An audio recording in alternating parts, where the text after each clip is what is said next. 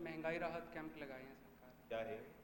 Sir इसमें सरकार ने महंगाई से राहत देने के लिए जो 10 योजनाएं हैं उनको चिन्हित किया है और उनका लाभ दिया जा रहा 10 है। योजनाएं बताइए कौन सी कौन सी। सर एक तो 500 रुपये में सिलेंडर देने की योजना है। ठीक है। सर दूसरी जो है मुख्यमंत्री चिरंजीवी बीमा योजना है। एक मुख्यमंत्री चिरंजीवी दुर्घटना बीमा योजना है। सर एक पशुधन बीमा योजना है। सर एक 100 यूनिट बिजली की जो योजना है। एक सर जो किसान है उनको 2000 यूनिट तक की योजना है सर। और सर इसमें नरेगा जो है महात्मा गांधी नरेगा योजना है और उसमें क्या शहरी। है? महात्मा गांधी नरेगा योजना में क्या किया गवर्नमेंट ने? सर महात्मा गांधी नरेगा योजना में जैसे पहले 100 दिन का रोजगार दिया जाता था, अब सर उसको बढ़ा दिया गया है। कितना? सर उसको अभी 125 दिन कर दिया गया है और कुछ विशेष वर्गों के लिए 150 दिन भी किया गया है। तो ये जैसे आजकल ऑपोजिशन पार्टी अगर कोई फ्रीबीज बांटते हैं तो ये इसको आजकल एक टर्म दी जा रही है, रेवड़ी कल्चर। तो मतलब आपको ये नहीं लगता कि ये फ्रीबीज का कल्चर खत्म होना चाहिए या फिर फ्रीबीज का कल्चर चलते रहना चाहिए? आपके क्या विचार है इस चीज़? सर इसमें हम एक तार्किक विभाजन कर सकते हैं कि किसको फ्रीबीज कहा जाए और किसको नहीं।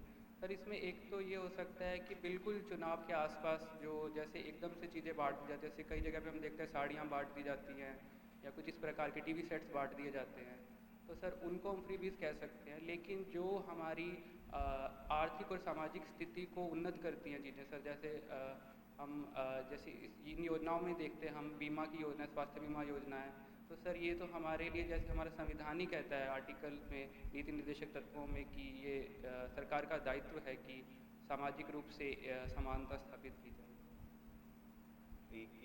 एक ये राजस्थान गवर्नमेंट ने पिछले साल ओल्ड पेंशन स्कीम स्टार्ट की है, यस इसके बारे में आपके क्या विचार हैं?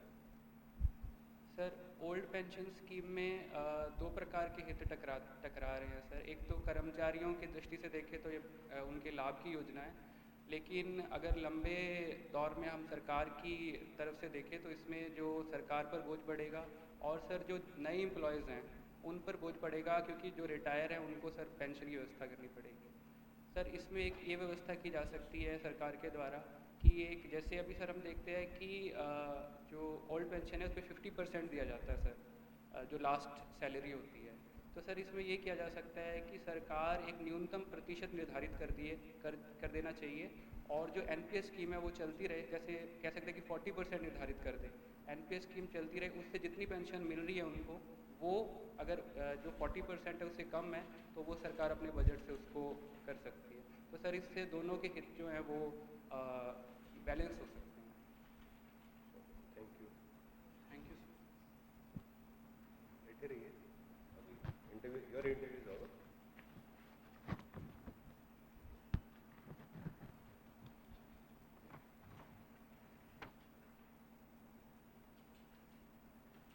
आपका एंट्री सही था, आपका ड्रेसिंग सर ड्रेसिंग रो चेंज करना है सर। ठीक है, आपका एक हैंड मूव करता है कंटिन्यूस दिस वे, तो थोड़ा सा मतलब जैसे आप आंसर दे रहे होते ना, you don't realise it but it sir keeps मुझे लगा मूविंग। था आगे नहीं करता, आज कर रहा था थोड़ा। तो इसका थोड़ा ध्यान दीजिए। बाकी आपके आंसर थोड़े बैलेंस्ड हैं, आपकी सब्जेक्ट करंट अफेयर्स की नॉलेज भी अच्छी है। ठीक है, overall it's good, I find it good. हाँ। एक आपने वो सर ने बताया मुंबई वाला जो आपने पढ़ाया, यस क्योंकि आप उच्चाधिकारी हैं जो आपको परीक्षा चाहिए, तो आपको यस सर। कैसे लगे वो कैसे? जैसे कोई सिचुएशनल चीज़ होती है तो सिचुएशनल चीज़ में आप कोई भी अगर आंसर अगर कई बार तो क्रिएट नहीं कर पाते, लेकिन ऐसी सिचुएशन क्रिएट करो, एक्सट्रीम स्ट्रेस मत लो कि मैं रिज़ाइन कर दूंगा, मेरे तो ये नौकरी चली जाएगी। नौकरी एक कहने की बात डिफरेंट यस होती सर। है, लेकिन एक्चुअल जो बात है कि भाई नौकरी वहाँ जाके पता लगता है यस कि सर। नौकरी सर लात मार देना वो सर फिर। क्योंकि मुझे और कोई आ नहीं हाँ रहा था हाँ, अल्टरनेटिव, तो फिर सर क्वेश्चन पूछा इसीलिए था। यस इसीलिए पूछा था ना। पर्पस ये था यहाँ पर्पस आने ये का था। फायदा तो मिले ना। हाँ, क्योंकि जैसे जॉब छोड़ दी फिर आपके पास बैकअप क्या है? यस लेकिन फिर सिचुएशन, इस सिचुएशन में तो इंसान गलती करता है, लेकिन वही है कि आप इस सिचुएशन का, आप जैसे एक काम कीजिए जो आपके, आपने यूपीएससी की तैयारी करी? सर पहले की थी, अभी तो RS की हाँ, कर तो उसमें जो आपके एथिक्स के जो वो है ना सॉल्यूशंस, उन सिचुएशंस वगैरह, वो एक बार थोड़ा उनको रिवाइज कीजिए, ताकि जो भी सॉल्यूशंस उसमें विन विन सॉल्यूशंस निकालने की कोशिश कीजिए, ताकि जो भी सिचुएशन आपको दें, ये कोई भी ऐसे दंगे वंगे की हो गई या ये, क्योंकि वैसे नॉर्मल वही क्वेश्चन पूछते हैं इंटरव्यू, तो फिर आप उस चीज़ में एक आप थोड़ा सा तैयार कर सकते हैं। बाकी आपका सब्जेक्ट से रिलेटेड तो हमने ज़्यादा पूछा नहीं। सर ने पूछा था सर ने वो मैकेनिक्स थोड़ी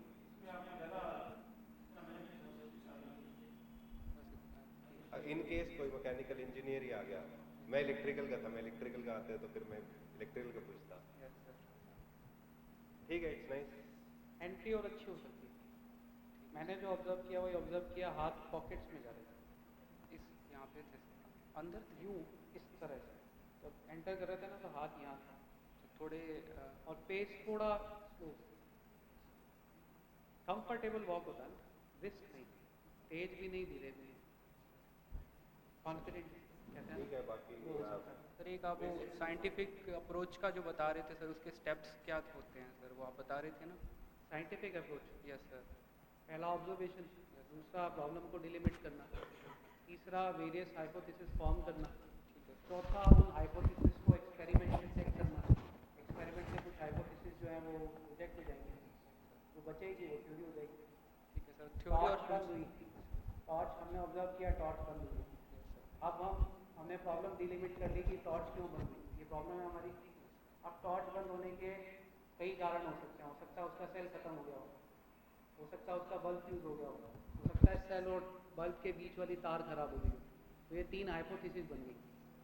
अब आप एक्सपेरिमेंट करेंगे, आप पहली हाइपोथेसिस की सेल खत्म हो गया उसको चेक करने के लिए सेल बदलेंगे, सेल बदलते ही टॉर्च जल गई, इसका मतलब वो हाइपोथेसिस एक्सपेरिमेंट से प्रूव हो गई, अब वो थ्योरी कहलाएगी। लेकिन सेल बदला, टॉर्च नहीं जली, इसका मतलब पहली हाइपोथेसिस को एक्सपेरिमेंट ने रिजेक्ट कर दिया। बस सर ओवरऑल क्या मतलब अच्छा, improvement?